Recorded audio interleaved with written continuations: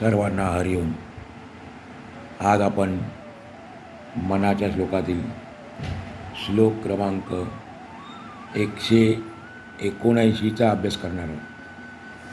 हा श्लोक क्रमांक 179 असा आहे.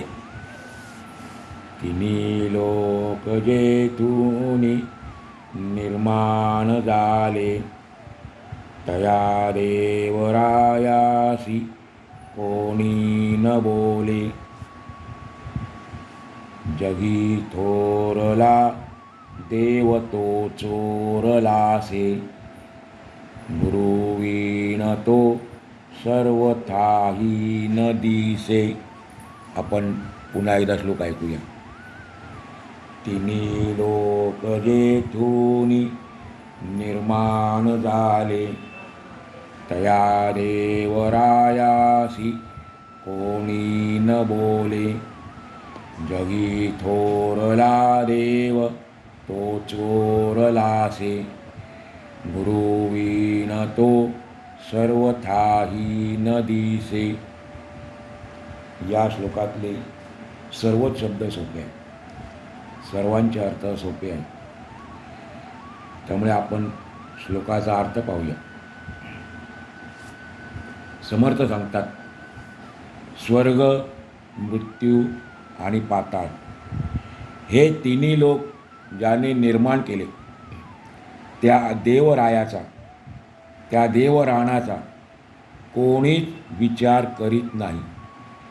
त्या मुख्य देवाबद्दल कोणीच बोलत नाही की त्याचा शोधसुद्धा घेत नाही. तो थोरला देव सर्वांसाठी चोरीला गेलेला आहे, म्हणजे तो झाकून गेला आहे. असा तो देव सद्गुरूंच्या बोधाशिवाय कोणालाही दिसू शकणार नाही, म्हणजे तो कोणालाही कळणार नाही. आपण पुन्हा एकदा श्लोकाचा अर्थ पाहूया. समर्थ सांगतात, स्वर्ग, मृत्यू आणि पाताळ हे तिन्ही लोक ज्याने निर्माण केले, ज्याच्यापासून निर्माण झाले, त्या देवरायाचा कोणीच विचार करीत नाही. त्या मुख्य देवाबद्दल कोणीच बोलत नाही की त्याचा शोधसुद्धा घेत नाही. तो थोरला देव सर्वांसाठी चोरलेला आहे, म्हणजे तो झाकून गेला आहे. असा तो देव सद्गुरूंच्या बोधाशिवाय कोणालाही कळणार नाही, म्हणजे तो कोणालाही दिसू शकणार नाही. असा या श्लोकाचा आपल्या थोडक्यात सरळ अर्थ सांगता येईल.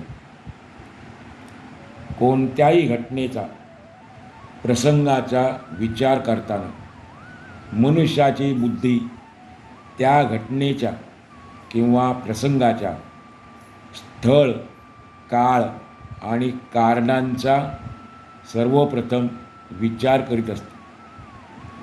आपल्यासारख्या सामान्य माणसांची बुद्धी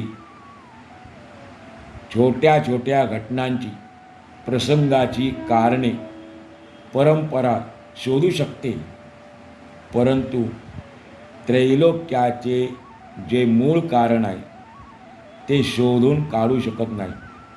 आपली बुद्धी या त्रैलोक्याच्या मूळ कारणाला शोधू शकत नाही, कारण त्यासाठी लागणारी चिकाटी, व्यापकपणा, वैचारिक खोली आपल्या बुद्धीमध्ये नसते.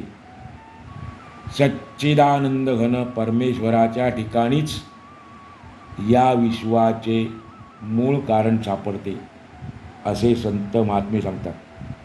सच्चिदानंद घन परमेश्वराच्या ठिकाणीच या विश्वाचे मूळ कारण आहे.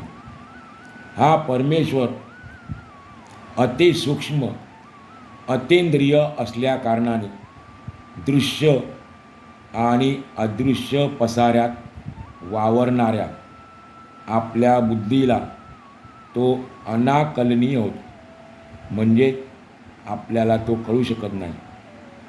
अतिसूक्ष्म, अतींद्रिय आपण शब्द ऐकून, त्याचे अर्थ ऐकून आपल्याला माहीत झालेला आहे, त्यामुळे त्याचे अर्थ सांगितले नाही. परमात्मा जो आहे अतिसूक्ष्म आहे, अतींद्रिय आहे आणि आपण दृश्य आणि अदृश्य पसाऱ्यामध्ये वावरत असल्याकारणाने आपल्या बुद्धीला तो अनाकलनीय होतो. सूक्ष्म अतिसूक्ष्म परमात्म्याला शोधण्याची बुद्धी संतांजवळ असते. म्हणून खऱ्या देवाला, समर्थांच्या भाषेत थोरल्या देवाला शोधण्यासाठी आपण संतांची संगती केली पाहिजे. त्यांच्या सहवासात राहून ज्ञान प्राप्त करून घेतले पाहिजे. 174व्या श्लोकापासून श्री समर्थांनी खऱ्या देवाला शोधण्याचे काम हाती घेतले. त्याची प्राथमिक पूर्तता ते या श्लोकातून करीत आहेत. समर्थ म्हणतात, हे तिन्ही लोक निर्माण झाले, स्वर्गलोक, मृत्यूलोक म्हणजे भूलोक आणि पाताळ लोक निर्माण झाले हे आमच्या लक्षात आले. पण हे सर्व लोक निर्माण कोणी केले? यांचा निर्माता कोण आहे? 175 श्लोकामध्ये स्वामीजींनी या निर्मात्याचे म्हणजे देवाचे नाव सांगितले होते. पण तेथे समर्थांनी प्रश्न विचारला होता, या देवाला कोणी निर्माण केले? स्वर्गलोक, मृत्यूलोक, पाताळलोक निर्माण झाले ते देवाने निर्माण केले. पण तिथे प्रश्न निर्माण केला होता की अशा या देवाला कोणी निर्माण केले? तर देवाने देवाला निर्माण केले असे मोघम उत्तर आले. देवाने देवाला निर्माण केले, परंतु मुख्य देव कोण आहे, तो खरा देव कसा आहे, या बाबतीत कोणी बोलत नाही किंवा त्याचा शोधही घेत नाही. आणि ही गोष्ट स्वामीजींनी आपल्याला या श्लोकाच्या पहिल्या आणि दुसऱ्या चरणात सांगितली आहे. तिन्ही लोक जेथून निर्माण झाले, तया देवरायासी कोणी न बोले. खरा देव खरं तर आपल्यापासून चोरल्यासारखा झाला आहे, म्हणजे तो गुप्त झाला आहे. वास्तविक तो आपल्या जवळच आहे, पण तो लपून बसला आहे, म्हणून तो आपल्याला सापडत नाही. कारण आपण त्याला चर्मचक्षूंनी पाहतो. वास्तविक तो या डोळ्यांनी पाहण्याचा विषयच नाही. आपल्या चर्मचक्षूंना हे दृश्य जगतच पाहण्याची एक प्रकारे सवय झालेली आहे. आणि म्हणून या दृश्य जगातच गुप्त रूपाने सार असलेला, साचार असलेला, सत्य असलेला थोरला देव परमात्मा, ते परमतत्व, सत्वस्तू आपल्याला दिसत नाही. आपण फक्त दृश्य जगातच अडकलेले आहोत. अदृश्य जगामध्ये, दृश्य जगाच्या पलीकडे असलेला परमात्मा आपल्याला या चर्मचक्षूंनी पाहता येत नाही. त्यासाठी आपल्याजवळ दिव्य दृष्टी असली पाहिजे. म्हणजे चर्मचक्षूंच्या ऐवजी ज्ञानचक्षू असणे अत्यंत गरजेचे आहे. आपली इंद्रियदृष्टी स्थूल असते, अर्थात ज्ञानदृष्टीने जे ब्रह्मस्वरूप जाणता येते त्याला जाणण्याकरता ही स्थूलदृष्टी उपयोगी पडत नाही. ज्ञान सूक्ष्म आहे आणि त्यामुळे सूक्ष्म ब्रह्माला जाणण्याकरता ज्ञानाचाच आधार घ्यायला पाहिजे. तरच आपल्याला ब्रह्मस्वरूप जाणता येते, थोरला देव ओळखता येतो. असे देवाचे स्वरूप आपल्याला इंद्रियदृष्टीने जाणता येत नाही. मग ही ज्ञानदृष्टी आपल्याला कोण देणार? ती दिव्यदृष्टी आणायची कुठून, असा प्रश्न निर्माण होणे स्वाभाविकच आहे. परंतु या प्रश्नाचे उत्तर समर्थांनी या श्लोकाच्या 4थ्या चरणातून दिले आहे. ज्ञानदृष्टी आणायची कुठून, कोण देणार? समर्थ सांगतात, गुरुविन तो सर्वथाही न दिसे. गुरु किंवा सद्गुरू किंवा संत आपल्याला ज्ञानदृष्टी देतात. म्हणजे काय करतात? आपली वृत्ती जी बहिर्मुख आहे त्या वृत्तीला ते अंतर्मुख करतात. आपलं मन जे सतत बाहेर धावत आहे त्या मनाला अंतर्मुख करतात. सर्व वृत्तींना अंतर्मुख करतात. आपल्या अंतरंगामध्ये, अंतःकरणामध्ये आपली वृत्ती सूक्ष्म होणे ही ज्ञानवृत्ती लावल्याची खरी ओळख आहे.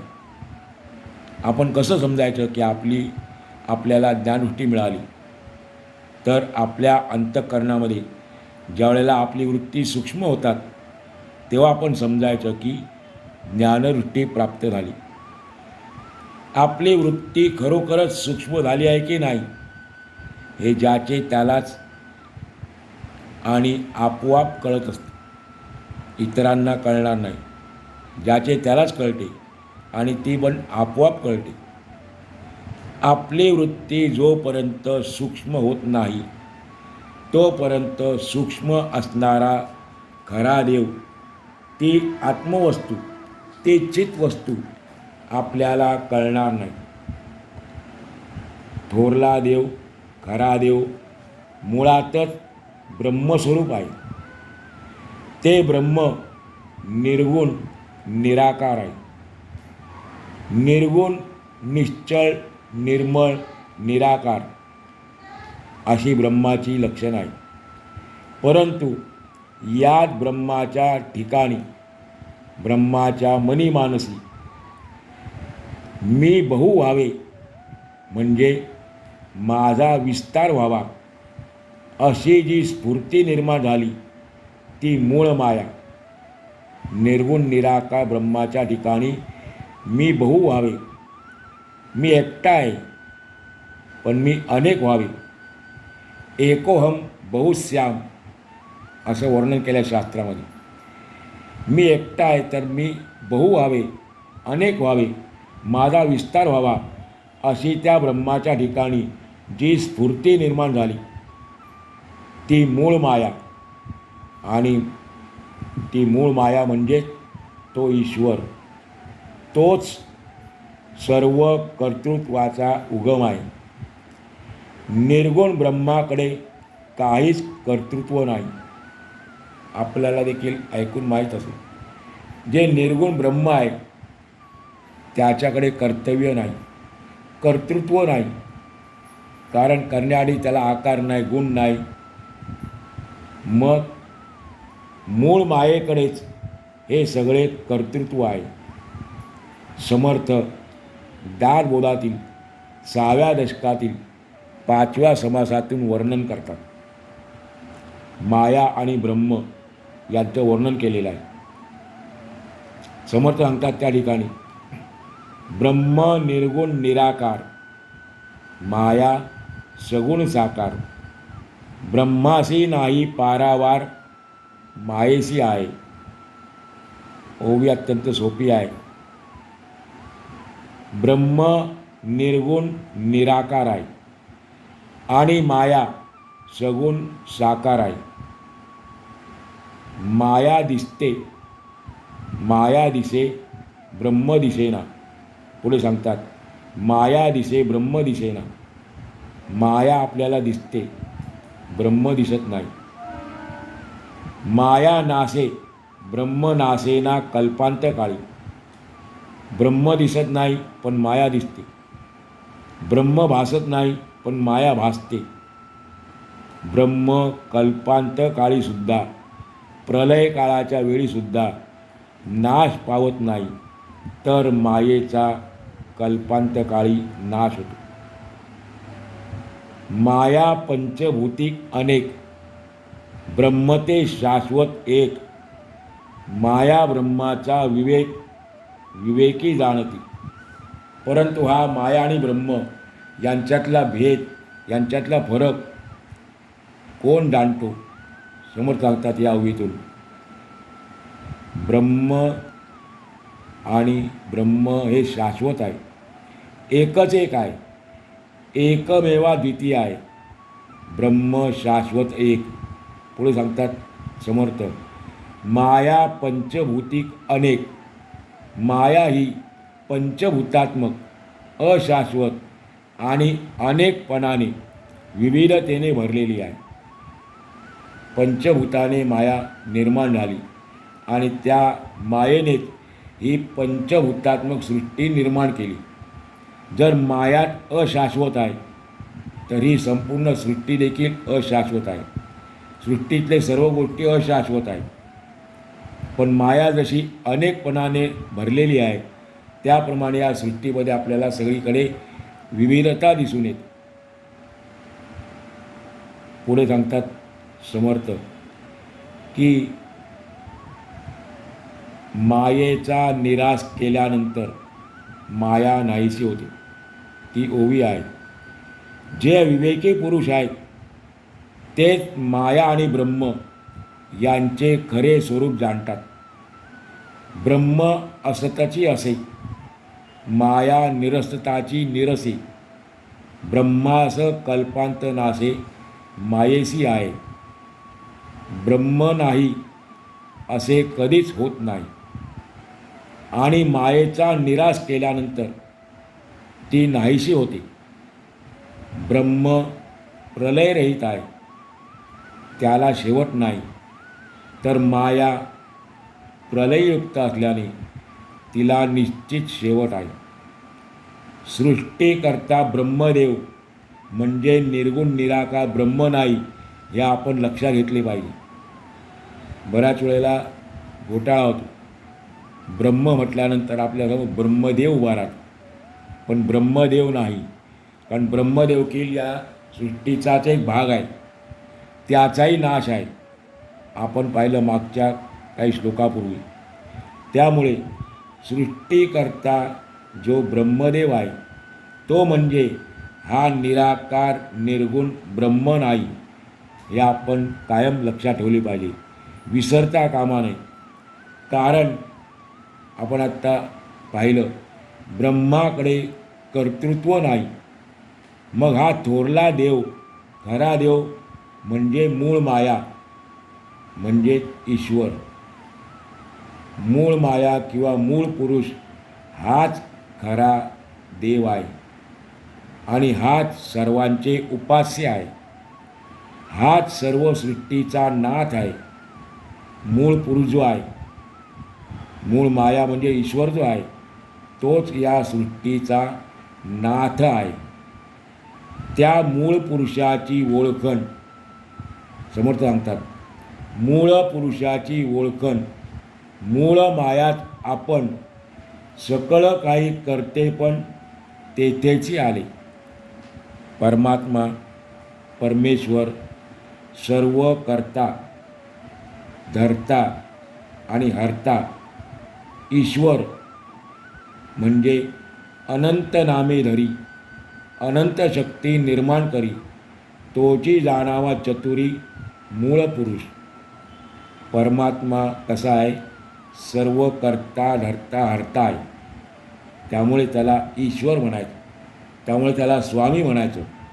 त्याचं दुसरा प्रभू आहे. म्हणजे ही त्याची वेगवेगळी नावं आहेत. आहे तत्व ते एकच आहे. अनंत नामे धरी समोर सांगतात, अनंत नामे धरी अनंत शक्ती निर्माण करी. तो आपल्या शक्तीने अनेक गोष्टी निर्माण करतो आणि हा जो मूळ पुरुष आहे तोची जाणावा चतुरी मूळ पुरुष, त्यालाच आपण मूळ पुरुष जाणावे. देवांच्या स्तुती स्तोत्रातून जेवढी म्हणून नावे येतात भगवंताची, ती सारी या मूळ मायेची आहे. ब्रह्माची स्फूर्ती म्हणजे मूळ माया. ब्रह्माची स्फूर्ती म्हणजे मूळ माया. म्हणून दोघांनाही देवपद लावतात, दोघांनाही देव म्हणतात. पण कर्तृत्व मूळ मायेचे आहे, म्हणून मूळ मायेला देव म्हणायचं आणि निर्गुण ब्रह्माला देवादिदेव म्हणायचं. निर्गुण ब्रह्माला देवादिदेव म्हणायचं आणि कर्तृत्व मूळ मायेचं असल्याकारणाने तिला देव म्हणायचं.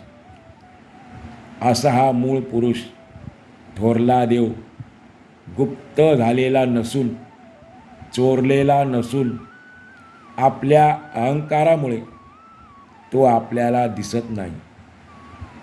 तो देव दिसण्याचा म्हणजे पर्यायाने अहंकार समूळ नष्ट करण्याची युक्ती सद्गुरूंजवळ मिळते, संतांच्या सहवासात मिळते.